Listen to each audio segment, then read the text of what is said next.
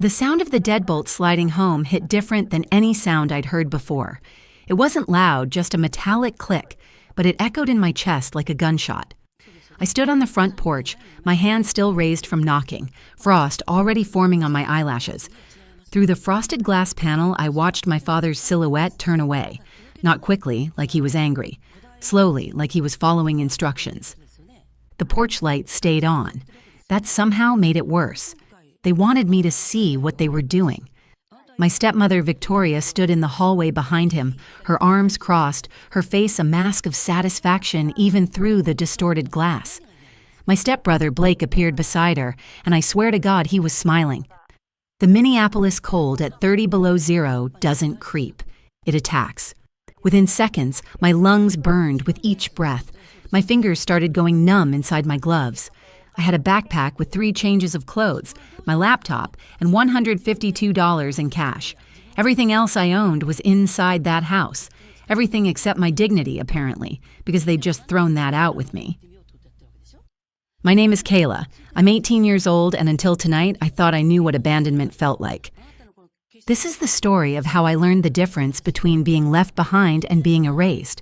I turned 18 exactly 6 hours ago.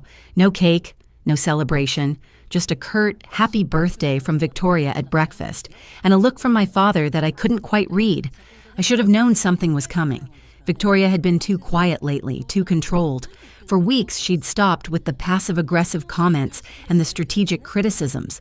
I thought maybe she was finally backing off. I was an idiot. The trust fund. My grandfather's trust fund. That's what this was about. It unlocked when I turned 18, and I was supposed to sign the release papers next week. $240,000. Not a fortune, but enough to pay for college, enough to start a life. My grandfather had set it up specifically for me after my mom died, with explicit instructions that only I could access it. I stood on that porch for maybe 30 seconds, my brain trying to process what was happening before survival instinct kicked in. I couldn't stay there. I couldn't bang on the door and beg. The cold would kill me before their conscience woke up, assuming they had one. I started walking. The abandoned garden shed 3 blocks away had been my hiding spot since Victoria moved in 5 years ago. It wasn't much, just a rotting wooden structure behind a foreclosed house, but it was shelter. I'd stashed an old sleeping bag there last summer, some emergency supplies. It would keep me alive until morning. That's when the hand grabbed my wrist from the shadows. I jerked back, nearly slipping on the ice, but the grip was iron tight. A figure stepped into the circle of streetlight. Ruth, the homeless woman who lived on the corner. I'd given her my lunch money a few times, helped her find the warming shelter during cold snaps. She was probably in her 60s, with wild gray hair and layers of worn coats, but her eyes were sharp. Right now, they were wide with terror.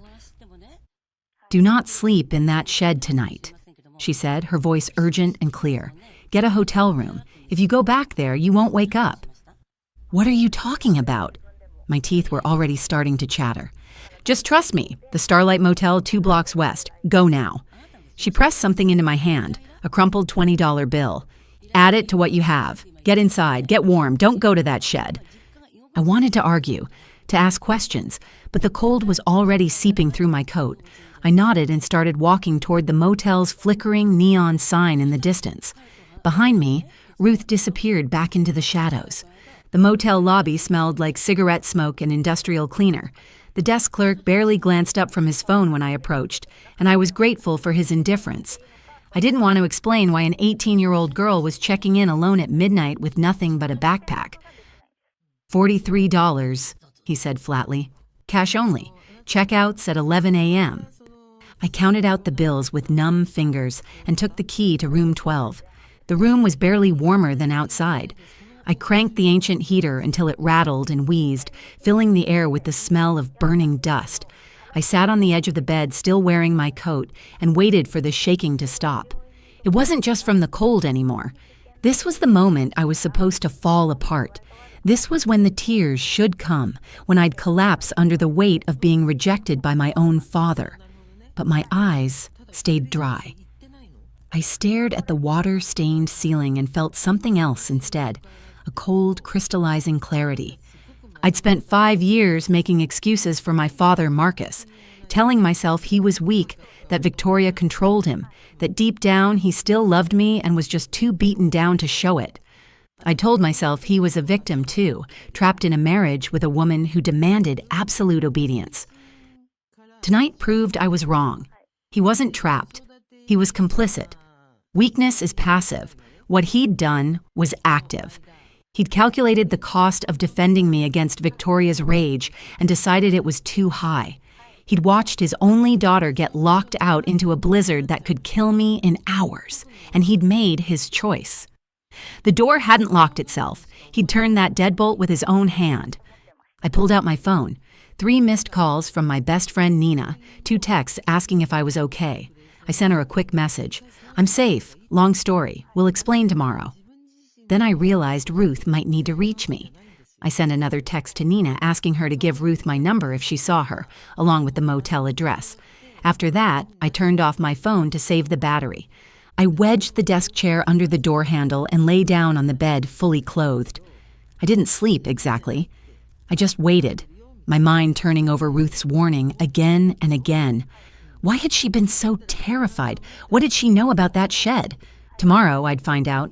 The sun hadn't fully risen when I arrived at the 24-hour diner on Franklin Avenue. Ruth had called me an hour earlier through Nina, suggesting we meet there. She was already nursing a cup of black coffee that looked like it had been sitting there for an hour, but her eyes were alert. When I slid into the booth across from her, she didn't waste time on pleasantries. I used to be a legal secretary, she said. Her voice was raspy from years on the street, but her words were precise. 30 years at Hennepin and Associates. I know how people hide things, and I know how they get sloppy. She pulled out a battered tablet from her coat. The screen was cracked, but it still worked. She set it on the table between us and pressed play. The video was grainy night vision footage, the kind from a cheap trail camera. The timestamp read 11:47 p.m. last night, about 45 minutes after I'd been locked out. The view showed the garden shed, its boarded-up windows barely visible in the darkness. A figure entered the frame. My stomach dropped. Blake. My stepbrother was carrying a shovel. I watched, my coffee growing cold in my hands as he started piling snow against the shed door, not clearing it, packing it, heavy, wet snow, layer after layer, banking it against the door until it formed a solid wall. He worked methodically, checking the boarded windows, making sure every possible exit was sealed. Then he stopped. He stood there, looking at the shed where he thought I was sleeping, and he laughed. It was a short, satisfied sound, the sound of someone who'd solved a problem. He pulled out his phone, typed something, and walked away. The video ended. I stared at the black screen, my hands gripping the edge of the table so hard my knuckles turned white. If you'd been in there, Ruth said quietly. The temperature's supposed to hit 35 below tonight, with the door blocked and no airflow. She didn't finish the sentence. She didn't need to. That wasn't an eviction, she continued. That was an attempt to take your life. My throat felt tight. How did you know? How did you have a camera there? I've been watching your family for 3 months, Ruth said. She took a sip of her coffee, her eyes never leaving mine. Ever since I overheard Victoria and Blake talking outside the grocery store, they thought I was just another invisible homeless person, not worth lowering their voices around. Victoria said something about dealing with the girl before the trust activates. When I heard you sometimes went to that shed, I put the camera there just in case. I've been tracking them ever since. Why? I whispered. Why would you do that for me? Ruth's expression softened slightly. Because 30 years ago, I had a daughter. She got caught between me and my second husband when their trust fund came due. He convinced me she was the problem. By the time I figured out what he was really doing, she was gone. Restraining order, moved across the country. I lost everything trying to make it up to her. My job, my house, my sanity. She tapped the tablet. I'm not losing another girl to a family that values money over blood. I couldn't breathe. Blake tried to end my life. Yes, for the trust fund. If you pass away before you sign the release, it goes to your father. If you're just missing, they can petition for access after 7 years. But if you freeze in an abandoned shed after running away on your 18th birthday, Ruth's mouth twisted. Tragic accident, no investigation, clean inheritance. The rage that filled me then wasn't hot. It was ice cold and absolutely clear. I looked at Ruth across the scarred diner table. We're going to the police, and then I'm going to make sure they don't see a penny of that money. Ruth smiled, thin and sharp. That's my girl. Let's go bury them. The 4th Precinct station smelled like burned coffee and floor wax. Detective Miller looked like he hadn't slept in 2 days. Salt and pepper hair, permanent 5 o'clock shadow, eyes that had seen too much. But those eyes sharpened considerably as he watched Ruth's video. He played it twice. The second time, he leaned forward, studying Blake's face on the screen. Attempted manslaughter at minimum, Miller said, leaning back in his chair. Probably more once we dig into it. This is premeditation. He brought tools, checked for exits, blocked everything systematically. He looked at me. You're sure you want to pursue this? This is your brother. Stepbrother, I corrected. And yes, he tried to end my life. Miller nodded. We'll pick him up within the hour. I'll need you to write out a full statement. Everything that happened last night. Everything leading up to it. He paused. What about your stepmother? Do you think she knew? She locked me out, I said. She's the one who made my father do it. But the video only shows your stepbrother. We can question him about her involvement, but right now the warrant is just for Blake. Miller's expression was sympathetic but firm. One step at a time. They arrested Blake before lunch. I should have felt safer. Instead, a tight knot of anxiety formed in my stomach that only grew worse as the afternoon wore on. My phone buzzed at 3 p.m. unknown number. Come home and sign the papers, Kayla, or the cold won't be the only thing that hurts you. I bailed him out. He's angry. I stared at the message, ice flooding my veins. Victoria had used the family accounts, technically my trust accounts, to bail out the person who'd tried to end my life. She wasn't backing down. She was doubling down. She's escalating, Ruth said, reading over my shoulder. We were back at the motel, and I'd been pacing for the last hour. This is what psychologists call an extinction burst. When a behavior that used to work suddenly stops working, people don't just quit. They amplify. They scream louder, push harder, get more desperate. But she knows the police are involved. She knows there's evidence. She also knows the deadline, Ruth said grimly. You turned 18 yesterday. The trust paperwork has to be signed within 72 hours, or it goes into temporary probate while the court sorts it out. That gives them an opening to contest it, claim you're mentally unfit, drag it out in legal fees until there's nothing left. She looked at me seriously. Victoria's controlled everything, your father, your life, the money for 5 years. Now it's all slipping away. She's not thinking rationally anymore. She's a cornered animal. My phone buzzed again. Email notification. Account frozen. Then another. Access denied. Victoria was systematically locking me out of every account, every small financial foothold I had. She was trying to starve me out, force me to come crawling back. Then the social media notifications started. My phone lit up like a Christmas tree, texts from old high school friends, people I hadn't talked to in months. Is this true? Are you okay? I had no idea. Do you need help? Your mom is saying you're on drugs? I opened Facebook with shaking hands. Victoria had posted a long, tearful plea, tagged with my name and photo. Please help us find our daughter, Kayla. She's had a mental breakdown and we're terrified for her safety. If anyone sees her, please don't approach. She may be dangerous. Call us immediately. We just want to bring our baby home. The post had 200 likes already.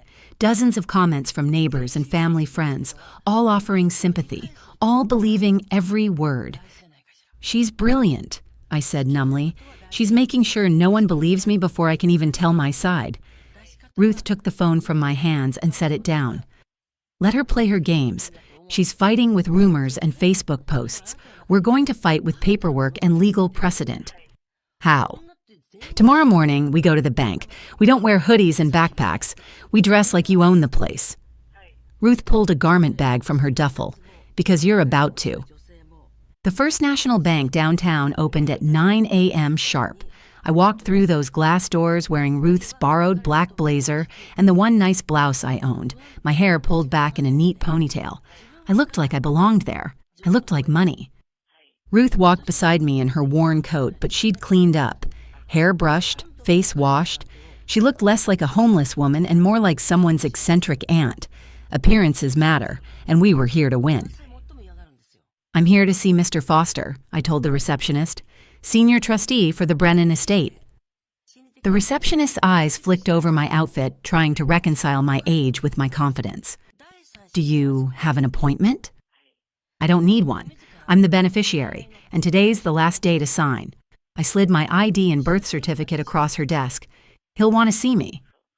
Before she could respond, the glass doors behind us opened. I knew without turning around. The air in the lobby changed, charged with hostility. "Oh, Kayla." Victoria's voice cut through the quiet space. She strode toward me, flanked by my father and a man in an ill-fitting suit who had to be a lawyer. Victoria looked immaculate as always. Designer coat, perfect makeup, but her eyes were frantic. "Thank God we found you. We've been so worried." She rushed forward with her arms open, the concerned mother playing to perfection. My father hung back, staring at the marble floor. "Stop." I didn't shout. I didn't even raise my voice. I just held up one hand and Victoria froze mid-step. "Don't touch me." "Honey, please, you're not well. Let's go home and talk about this. The trust can wait." "Call Mr. Foster," I said to the receptionist, without breaking eye contact with Victoria. "Right now." The lawyer stepped forward, briefcase in hand. "Miss Brennan, I represent your parents. Given your recent behavior and the concerns about your mental state, they're petitioning for temporary conservatorship. You're in no condition to make major financial decisions." "She's perfectly lucid," Ruth said sharply. "And unless you have a court order declaring her incompetent, which you don't, or you would have led with that, she has every legal right to be here. Now back off before I have security remove you for harassment."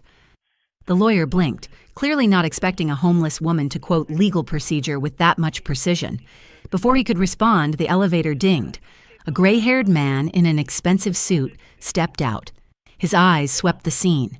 Me, Victoria, the lawyer, Ruth, before settling on the ID sitting on the reception desk. "Miss Brennan?" he asked. "That's me. Peter Foster, senior trustee. I've been expecting you." He looked at Victoria with cool professional distance. "Mrs. Brennan." "Mr. Foster, you can't let her sign anything," Victoria said, her voice rising slightly. "She's not stable. She's been living on the streets. She's—" "Mrs. Brennan," Foster interrupted. "The terms of the trust are explicit and legally binding. The beneficiary turns 18, she signs, the funds transfer. Unless you have a court order declaring her mentally incompetent, this transaction proceeds as planned." He paused. "Do you have such an order?" Victoria's mouth opened and closed. The lawyer shifted his briefcase uncomfortably.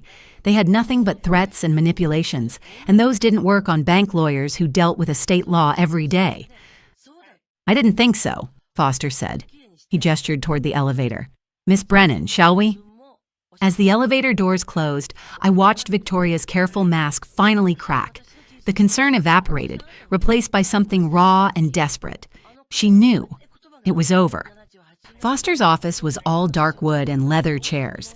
He laid out the documents on his massive desk, page after page of legalese that basically said, "The money is yours. Sign here." I read every word. Ruth sat beside me, occasionally pointing out specific clauses, her legal secretary training evident in every comment. When I was satisfied, I picked up the pen. The signatures felt like freedom. Kayla Brennan, Kayla Brennan, Kayla Brennan. Each one was a nail in Victoria's coffin. "There's one more matter," Foster said after I'd signed the final page. He pulled out a thick sealed envelope. "Your grandfather added a codicil to the trust a week before he died, a negligence liability clause." I frowned. "What does that mean?" "It means your grandfather was a very perceptive man." Foster opened the envelope, spreading documents across the desk. He stipulated that if you were ever found to be in a state of distress or danger caused by your guardians, the trust would automatically fund a private investigation and legal prosecution against them. My breath caught. He knew? He suspected. He couldn't prove anything while he was alive, but he made sure you'd have the resources to do it after. Foster slid a document toward me. Inside were bank statements showing Victoria's excessive spending, itemized lists of my trust funds being used for her personal expenses, and a retainer agreement for one of the state's top criminal prosecution firms. By attempting to harm you, Foster said quietly, they triggered the clause. The estate isn't just yours, Miss Brennan. It's now the war chest that will put them in prison. He looked at me seriously. The retainer is already paid. The firm is ready to proceed whenever you give the word. Do you want to initiate prosecution? I looked at Ruth. She gave me a small, fierce nod. Yes, I said. Proceed immediately. One more thing, I added. The subsidiary accounts, the ones my father and Victoria use for expenses, the credit cards, the house account, everything. Foster nodded. The allowance cards, yes. What about them? Freeze them, all of them. Cancel every card, close every account they have access to. As of right now, they don't touch another penny of this money. Foster typed several commands into his computer. Done. They're completely locked out. I stood up, feeling lighter than I had in years. Thank you, Mr. Foster. Thank your grandfather, he said. He made sure you'd be protected. A week later, I stood in the doorway of my new apartment. It was small, a studio with old hardwood floors and big windows that let in the pale February sunlight. The furniture was secondhand. The kitchen barely qualified as a kitchenette. But it was warm. It was safe. It was mine. Ruth had moved into the spare room at Nina's place, finally off the streets. Nina's family had welcomed her with open arms once they understood she'd saved my life. She was working part-time at their family law office now, putting her legal secretary skills back to use. The legal proceedings had moved quickly once the evidence came to light. Blake was sentenced to 3 years in juvenile detention for attempted manslaughter with a negligence clause. He'd be eligible for parole in 18 months with good behavior. Victoria had tried to flee the state, but was arrested at the airport with a one-way ticket to Costa Rica. She was awaiting trial on charges of conspiracy to commit manslaughter, embezzlement, and fraud. As for my father, the prosecution determined he was complicit, but offered him a plea deal in exchange for testifying against Victoria. 2 years of probation and mandatory counseling. He took it without hesitation. A knock on the door made me look up from unpacking. I checked the peephole and went still. My father stood in the hallway. He looked like he'd aged a decade in a week. His coat was thin and worn, not the expensive wool one he used to wear. His face was gray with stubble, his eyes hollow. He was shivering. I opened the door but didn't step back. I blocked the entrance, one hand on the frame. It's Kayla. His voice cracked. Can I come in? It's cold out here. I know, I said. He looked past me into the apartment, and I saw the calculation in his eyes, the warmth, the safety, the space I'd claimed without him. We lost the house, he said. The trust foreclosed on the mortgage. Victoria's in custody awaiting trial. Blake's in juvenile detention serving his sentence. He swallowed hard. I have nowhere to go. Okay, I said. Kayla, please. His voice broke. I'm your father. You can't just... Family is supposed to stick together. I didn't know it would go this far. I thought you'd be okay. You're smart. You're resourceful. You thought what, exactly? I kept my voice level. That I'd find a friend's couch, that I'd forgive you, that freezing to death was an acceptable risk as long as Victoria stayed happy? I made a mistake. You made a choice. I cut him off. You stood there and watched Blake trap me in that shed to die. You turned that deadbolt knowing what Victoria and Blake were planning. You weren't confused or tricked. You calculated the cost of protecting me against the cost of Victoria's anger, and you chose your comfort over my life. I'm still your father. His eyes were wet now, desperate. You can't just abandon me. I reached into my pocket and pulled out a key. It was old, rusted, the key to the garden shed. I'd taken it from the property before the foreclosure went through. I held it out to him. There's a shed 3 blocks from here, I said. Abandoned property. The foreclosure notice hasn't been posted yet. The door locks from the inside now. I made sure of that. There's even a sleeping bag, some bottled water. You'll be fine for a few nights until you figure something out. His hand shook as he looked at the key. Kayla, you can't. The temperature's supposed to drop to 20 below tonight, I continued. but the shed has 4 walls and a roof. That's more than you gave me. I'm your father. It was almost a whisper now. You were my father, I corrected. Now you're just someone who made a really bad investment. I pressed the key into his hand and stepped back. Be inside before sunset, I said. The cold's no joke. He stared at the key like it was a snake. Then he looked up at me, and I saw the moment he understood. This wasn't cruelty. This was symmetry. This was him learning what it felt like to be considered disposable. Kayla, please. I closed the door. The sound of the lock clicking shut was the most satisfying sound I'd ever heard. Final. Just. Earned. Inside, Nina was in the kitchen, stirring a pot of soup that smelled like tomatoes and basil. Ruth sat in the armchair by the window, reading a battered paperback. Was that him? Ruth asked without looking up. Yeah. Is he gone? He's gone. I walked to the window. Outside, the snow was melting in patches where the sun hit the sidewalk. Spring would come eventually. The city would thaw. I later learned he used the shed for 2 nights before checking himself into a homeless shelter. He completed his probation and eventually moved to another state, though we never spoke again. I heard through extended family that he found work as a janitor and rented a small efficiency apartment. It wasn't much, but it was more than he'd given me that night. Ruth closed her book and looked at me. You know he'll tell people you're heartless, cold, ungrateful. Let him, I said. I sat down on the floor, the sunlight warming my face for the first time in what felt like forever. I spent 18 years trying to earn love from people who saw me as a transaction. I'm done negotiating my worth. Good, Nina said from the kitchen. She brought over 3 bowls of soup, and we ate together in comfortable silence. For the first time in 18 years, I wasn't cold. I wasn't afraid. I wasn't calculating how to make myself small enough to deserve basic kindness. I was home. Before you go, here's a quick bonus for sticking around. If you love learning and growing like I do, you need to try audiobooks. I've got an exclusive deal with Audible. Your first month is completely free. That's access to over 500,000 titles, 0 cost to you. All the details are waiting in the description. Don't miss this one.